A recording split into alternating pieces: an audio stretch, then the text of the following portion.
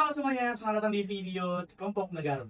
Video kali ini kami ingin melanjutkan lagi proyek pengembangan sistem kasir pintar kami dari Kelompok Negara, yang dimana kami tentunya melanjutkan sistem kami dari mata kuliah PBO yang akan mempresentasikan lebih mendetail lagi berkaitan dengan sistem yang telah kami.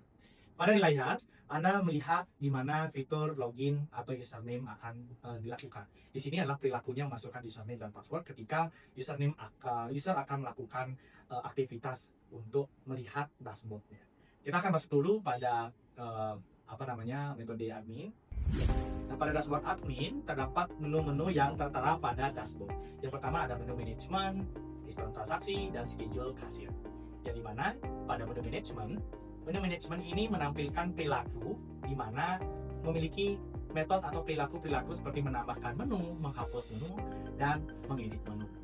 Sehingga disinilah perilaku atau alur pembuatan objek baru melalui menu manajemen ini. Berikutnya terdapat history transaction. History transaction ini dimuat dari data yang dilakukan oleh kasir.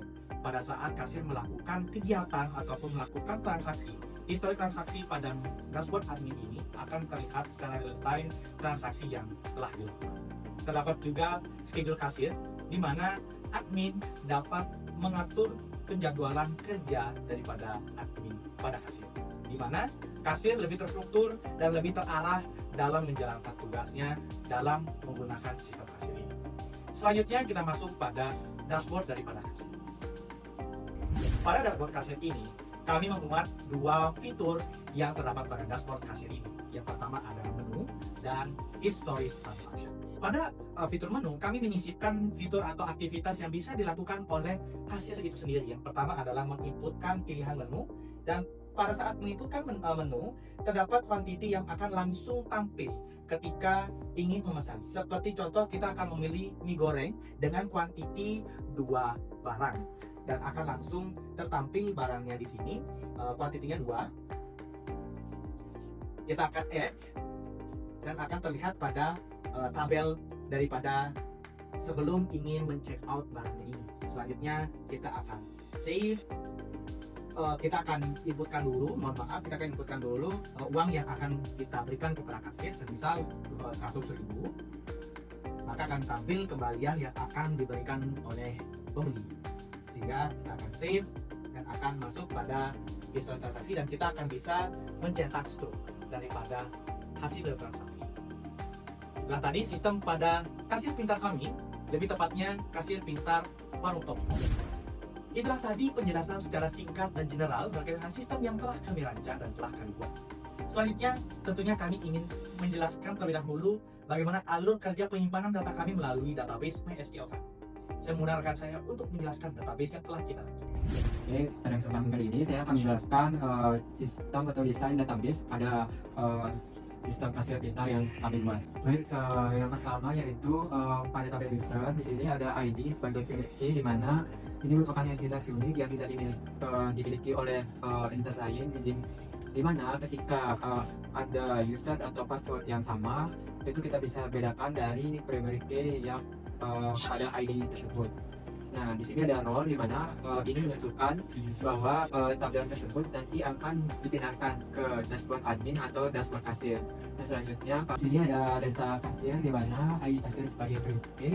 Jadi tabel ini merupakan tabel untuk menentukan identitas kasir yang menjalankan transaksi pada sistem kasir pintar tersebut. Nah, di sini ada tabel nama kasir, nomor dari kasir, address untuk alamat, dan schedule. Nah, di sini walaupun nantinya ada nama kasir atau alamat kasir yang namanya hampir sama, jadi dia tidak bakal tertukar karena di sini ada ID kasir sebagai primary key. Nah, selanjutnya ada customer. Jadi di sini ada tabel customer. Di sini merupakan tabel yang dimana untuk menyimpan identitas customer.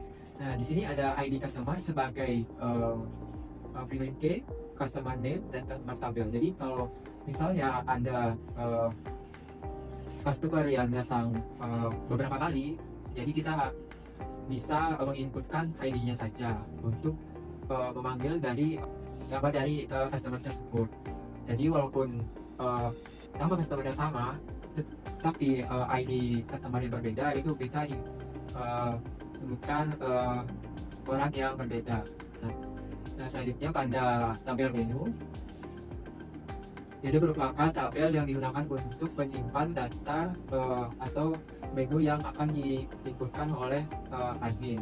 Nah, di sini ada ID menu sebagai primary key, menu name sebagai nama menu, price itu sebagai harga, dan kategori kategori di mana kategori menu dan availability status atau ketersediaan makanan.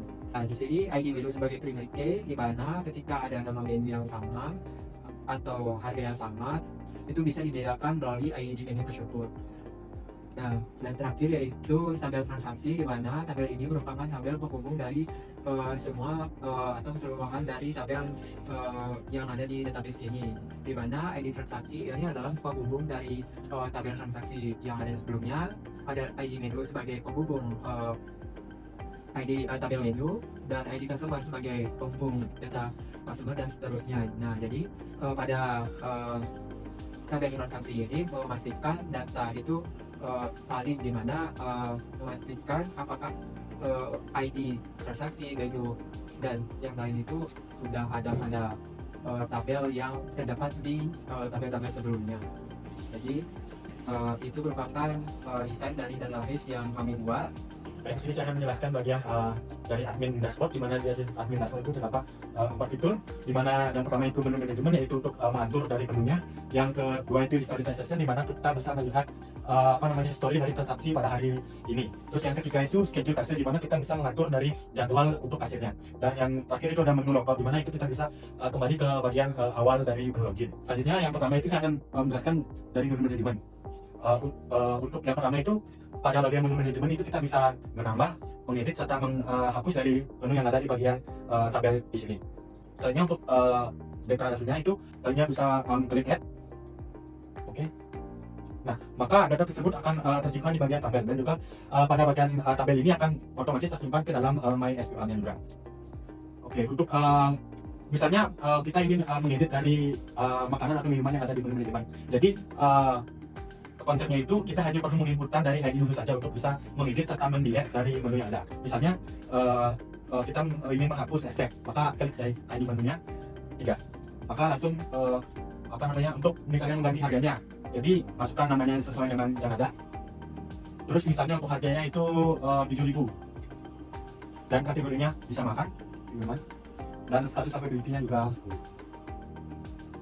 Oke, selanjutnya klik edit. Oke, maka data tersebut akan berhasil diedit. Untuk menghapus, kita hanya perlu menggunakan ID menu sama seperti bagian edit. Karena saja kita menggunakan ID menu yaitu 3, kita menghapus ST, jadi klik edit. Oke, maka data tersebut akan berhasil dihapus, dan juga di bagian tabel itu juga datanya akan terhapus. Selanjutnya bagian story transaction. Nah, pada bagian ini kita bisa melihat data dari pemesanan makanan atau minuman yang terjadi pada hari tersebut. Misalnya seperti tadi itu teman saya menginputkan data makanan, maka ID transaksinya itu berarti ID transaksinya itu 4, yang nantinya pesanan tersebut di hari ini itu berarti pesanannya ke 44 dengan di jam 3 lebih 1 menit lebih 50 detik. Oke, selanjutnya bagian schedule kasir. Pada bagian ini sama seperti menu manajemen, di mana kita bisa menghapus, delete, serta mengedit dari schedule kasir yang ada. Seperti contohnya ini ada Ipra itu untuk jadwal kerjanya itu Kamis Jumat, Bagus itu jadwal kerjanya Senin Selasa, Rika itu jadwal kerjanya Sabtu Minggu. Oke, mungkin itu saja yang bisa saya jelaskan pada bagian dashboard ini. Untuk selanjutnya saya akan menjelaskan ke bagian codingnya. Baik, di sini saya akan menjelaskan kode bagian dari menu manajemen, di mana ini kita membuat Java baru untuk bagian menu manajemen dari dashboard admin Java, di mana kita membuat public class baru yaitu Java Menu Management, dan untuk koneksi ke MySQL-nya kita menggunakan connection, di mana connection itu adalah sebuah package yang berisi koneksi Java. Koneksi Java itu untuk mengkoneksikan dari NetBeans ke bagian MySQL-nya. Kemudian merge dari data yang ada di dashboard ke bagian MySQL itu menggunakan public default table model. Jadi ini adalah bagian untuk mengambil data dari bagian dashboard admin, bagian tabel itu untuk di input untuk membuat kolom sesuai dengan yang ada di gambar di bagian dashboardnya. Jadi itu tinggal menambahkan yaitu add kolom pada bagian ID menu, menu name, price, kategori apa biasa status.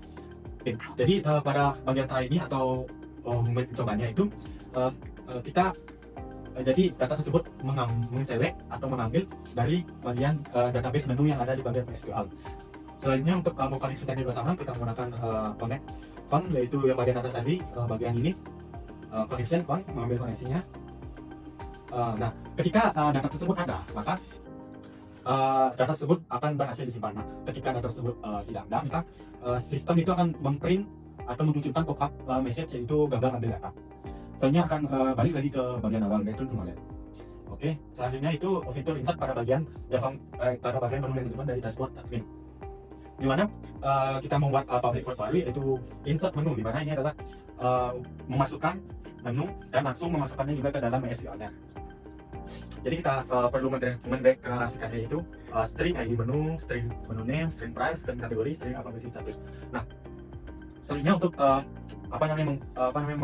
mengulangnya agar data tersebut mau, jadi kita menggunakan try sama seperti di bagian read tabelnya untuk mensinkronkan di bagian login dengan MySQL-nya. Oke, jadi kita menggunakan try akan mengulang terus. Jadi kita akan mengambil jadi kita akan menginsert data yang ada di netbin itu ke dalam MySQL-nya dengan mencari apakah ada menu di bagian MySQL-nya. Jika ada, maka data tersebut akan berhasil disimpan. Jika tidak ada, maka data tersebut gagal disimpan. Ini juga berpengaruh terhadap nama dari yang ada di bagian netbin dengan ada di MySQL. Jadi kita harus menyamakan nama ID menunya dengan nama yang ada di MySQL-nya. Selanjutnya untuk kita update sama seperti fitur insert. Jadi kita membuat public void yang baru untuk update menu. Mendeklarasinya itu sama, itu string menu, string name, price, kategori, serta application status. Dan juga kita menggunakan yaitu kode yang sama, yaitu try, di mana kita mencoba untuk mengkoneksikannya kembali atau mencoba melihat apakah ada nama yang sama pada bagian netbin dengan MySQL-nya. Untuk bagian update-nya itu kita menggunakan update menunya itu kita ambil dari bagian menu di bagian database MySQL-nya. Terus untuk setnya itu kita menggunakan dari menu name-nya apa, price-nya berapa, kategorinya apa, business dapat berapa, serta kita menggunakan ID menu sebagai patokannya. Jadi di mana ID menunya? Jadi misalnya ID menunya ada, maka data dari menu name, price, kategori, itu akan berhasil diupdate. Jika ID menunya salah, maka data tersebut akan gagal diupdate. Yang terakhir ada fitur delete. Jadi sama seperti fitur sebelumnya, kita menggunakan public void untuk delete menu. Jadi kita hanya perlu mengambil satu saja, yaitu ID-nya saja. Selanjutnya pada bagian data schedule itu sama seperti pada bagian menu manajemen, di mana kita bisa mengedit, mendelete, serta menambah dari jadwal kasir yang ada. Untuk metode dari menampilkan data ke tabelnya itu kita menggunakan public default tabel model untuk sama seperti membaca dari tabel yang ada di bagian netbin serta memasukkannya langsung ke dalam bagian MySQL-nya. Untuk kodenya itu sama seperti pada bagian menu manajemen, kita menggunakan add column, terus try, serta select, berarti kita mengambil dari bagian hasil yang ada di MySQL-nya. Setelah itu jika data tersebut ada, maka data tersebut akan berhasil berhasil tersimpan. Jika tidak ada, maka akan memunculkan message itu error load data, berarti data tersebut gagal disimpan. Untuk metode dari loginnya itu login app-nya itu atau menambahkannya itu sama seperti bagian menu manajemen. Kita menggunakan pada bagian ini kita menggunakan public boolean, di mana berbeda pada bagian menu manajemen itu kita menggunakan public void, sedangkan di sini kita menggunakan public boolean. Baik, sekarang kita sudah ada di dashboard kasir, di mana kita menyediakan dua fitur, yaitu menu di mana transaksi dilakukan dan juga history transaction, di mana transaksi yang sudah dilakukan itu disimpan. Jadi pada bagian menu itu kita dapat memilih menu yang dipesan di sini. Jadi menu yang muncul di sini itu adalah menu yang stoknya lebih dari 0 atau masih ada.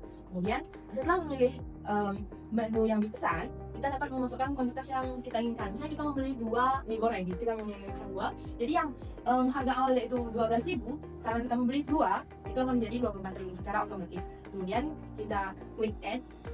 Saat kita klik add, itu akan menampilkan data yang kita pesan di tabel menu pesanan. Nah, kita subtotal belanjaannya itu 24.000. Nah, kita memberikan ke kasir itu sebesar 50.000 misalnya nih. Nah, itu akan otomatis memunculkan nilai kembalian yang harus kasir berikan pada customer. Ini ketelan 26.000. Nah, kita save. Dan kita save itu transaksi berhasil disimpan dan nantinya datanya akan ke histori transaksi. Nah, kemudian ada pop-up notifikasi untuk mencetak struk. Kita cetak struk tersebut. Oke, ini kita coba klik. Dan kita buka karena tadi kita dalam format PDF, kita buka di foldernya. Untuk struk tampilan struk yang akan ditampilkan atau di print itu seperti ini. Jadi yang tertera di struk belanjanya itu ada nama warungnya, tentunya kita menggunakan warung Topspot, kemudian alamatnya, ID transaksi. Jadi transaksi keberapa ini memudahkan kasir untuk menghitung transaksi atau berapa kali dia berjualan dalam sehari. Kemudian kasir ini, nama kasir akan otomatis terisi sesuai dengan schedule kasir yang sudah dibuat oleh admin. Karena ini hari Selasa, pada MySQL itu pada hari Selasa itu bagus yang punya Steve gitu, jadi bagus yang tertera pada kolom kasir. Kemudian pada tanggal ini sudah otomatis terisi untuk tanggal transaksi. Kemudian item itu ada mie goreng dengan quantity yaitu 2 buah, kemudian yang harga yang sudah ditotalkan, kemudian total kita juga ada total bayar dan kembali yang tercetak. Dan untuk struknya kemudian kita lanjut ke history transaction. Di sini history transaction-nya langsung tersimpan. Jadi pada tanggal segini ID transaction-nya tadi nih, pada tanggal segini jamnya, kemudian ID menunya, apa yang pesan, kemudian customer-nya, kemudian ada order auto. Ini ID kasirnya yang tadi bertugas atau mendapatkan shift, kemudian total harga atau penjualan yang didapat pada transaksi itu. Kemudian di history transaksi ini juga bisa di print untuk mempermudah laporan. Misal kita print, oke, di sini printnya sudah berhasil, kita bisa membuka file dari hasil historinya. Itu seperti ini. Jadi ini memudahkan laporan riwayat transaksi untuk menghitung pemasukan kita gitu. Kemudian untuk kode dari dashboard kasir. Pada dashboard kasir ini kita menggunakan JV. Jadi di search pada atas. Oke, jadi ini halaman loginnya udah terkoneksi langsung. Kemudian pada dashboard kasir itu tiba-tiba blank. Baik, selanjutnya di dashboard kasir di query itu kita menghubungkan query dari dashboard kasir itu dengan kelas Java menu. Jadi di sini ada Java menu, jadi new Java menu. Itu diambil dari kelas Java menu. Di sini kita ada membuat kelas dengan Oke, jadi di Java menu ini kita mendapatkan atau mengkonfigurasikan Java dengan database yang ada di MySQL. Jadi data-data pada MySQL ini yang akan dipanggil atau disimpan di Java menu. Seperti apa nih? Result set res ini. Jadi dia res ini akan menyimpan satu baris dari tabel yang ada pada di database MySQL seperti itu. Ya, itulah tadi penjelasan dari keseluruhan sistem yang telah kami rancang pada video kali ini. Mohon maaf apabila terdapat ketidaksengajaan baik dari perkataan maupun perbuatan. Dan mohon maaf juga apabila dari video kali ini kami tidak secara mendetail, mungkin tidak sesuai ekspektasi hadirin yang menonton video ini berkaitan dengan sistem yang telah kami rancang. Akhir kata, kami tutup dengan mengaturkan satu om santi, dan sampai jumpa di video selanjutnya. Sampai jumpa untuk kelompok 3.